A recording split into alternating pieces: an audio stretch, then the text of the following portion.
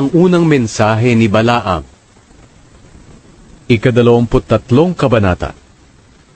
Sinabi ni Balaam kay Balak, "Pagawan mo ako rito ng 7 altar, at ipaghanda mo ako ng 7 toro at 7 matandang lalaking tupa."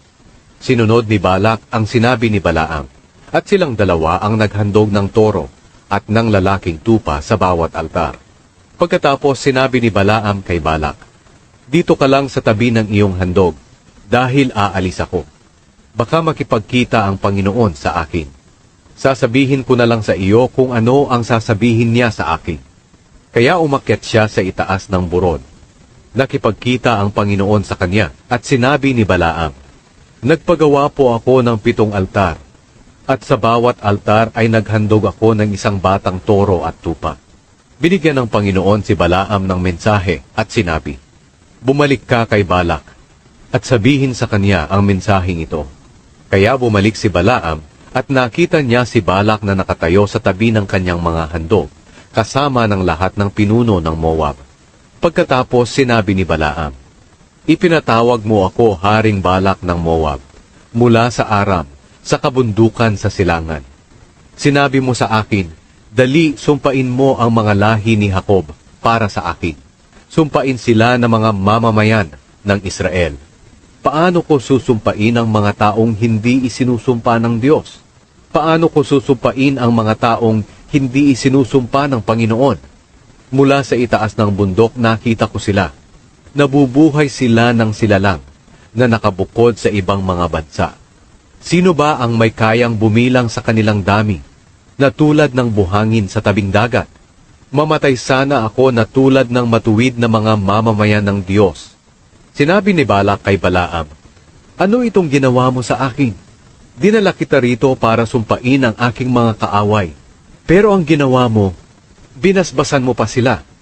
Sumagot si Balaam, "Kailangang sabihin ko ang sinabi ng Panginoon sa akin." Ang ikalawang mensahe ni Balaam. Pagkatapos sinabi ni Balak sa kanya, "Sumama ka sa akin sa isa pang lugar, na kung saan makikita mo ang iba pang mga mamamayan ng Israel, pero hindi ang lahat, at doon sumpain mo sila." Kaya dinala ni Balak si Balaam sa isang bukid sa Zophim, sa ibabaw ng bundok ng Pisga, at doon nagpatayo sila ng 7 altar, at naghandog ng 7 baka at 7 lalaking tupa, isa sa bawat altar. Sinabi ni Balaam kay Balak, "Dito ka lang sa tabi ng iyong handog, habang nakikipagkita ako sa Panginoon, diyan sa unahan." Nakipagkita ang Panginoon kay Balaam, at binigyan niya siya ng mensahe. At sinabi niya, "Bumalik ka kay Balak, at sabihin mo sa kanya ang mensaheng ito." Kaya nagbalik si Balaam kay Balak, at nakita niya siya na nakatayo sa tabi ng kanyang handog, kasama ng mga pinuno ng Moab.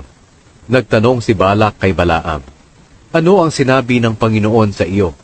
Sinabi ni Balaam, "Dali, Balak na anak ni Zippor, at pakinggan mo ako. Ang Diyos ay hindi tao na magsisinungaling o magbabago ng kanyang isip. Nagsasabi ba siya ng hindi niya ginagawa? Nangangako ba siya ng hindi niya tinutupad? Inutusan niya akong magbasbas, at kapag nabasbasan na niya, hindi ko na ito mababawi pa. Wala akong nakitang kapahamakan o kaguluhan na dadating sa Israel. Kasama nila ang Panginoon na kanilang Diyos. Kinikilala nila siya na kanilang hari. Inilabas sila ng Diyos sa Ehipto. Tulad siya ng isang malakas na toro para sa kanila. Walang manghuhula o mangkukulam na makakasakit sa kanila. Kaya sasabihin ng mga tao tungkol sa Israel, tunay na kamangha-mangha ang ginawa ng Diyos sa Israel.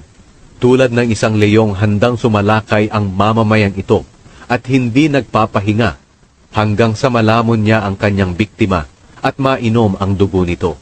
Pagkatapos sinabi ni Balak kay Balaam, "Kung hindi mo sila susumpain, huwag mo silang pagpapalain." Sumagot si Balaam, "Hindi ba't sinabihan na kita na kailangan gawin ko kung ano ang sasabihin ng Panginoon sa akin?" Ang ikatlong mensahe ni Balaam. Muling sinabi ni Balak kay Balaam, "Halika, dadalhin kita sa ibang lugar. Baka roon pumayag na ang Diyos na sumpain mo ang Israel para sa akin." Kaya dinala ni Balak si Balaam sa ibabaw ng bundok ng Peor, kung saan nakikita ang disyerto sa ibaba. Sinabi ni Balaam, "Pagawan mo ako rito ng 7 altar, at maghanda ka ng 7 toro at 7 lalaking tupa para sa akin." Kaya ginawa ni Balak ang sinabi ni Balaam, at naghandog siya ng 1 baka at 1 tupa sa bawat altar.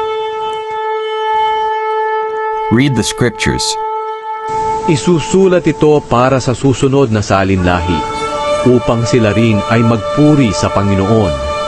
Mula sa kanyang banal na lugar sa langit, tinitingnan ng Panginoon ang lahat sa mundo, upang pakinggan ang daing ng kanyang mga mamamayan na binihag, at palayain ang mga nakatakdang patayin.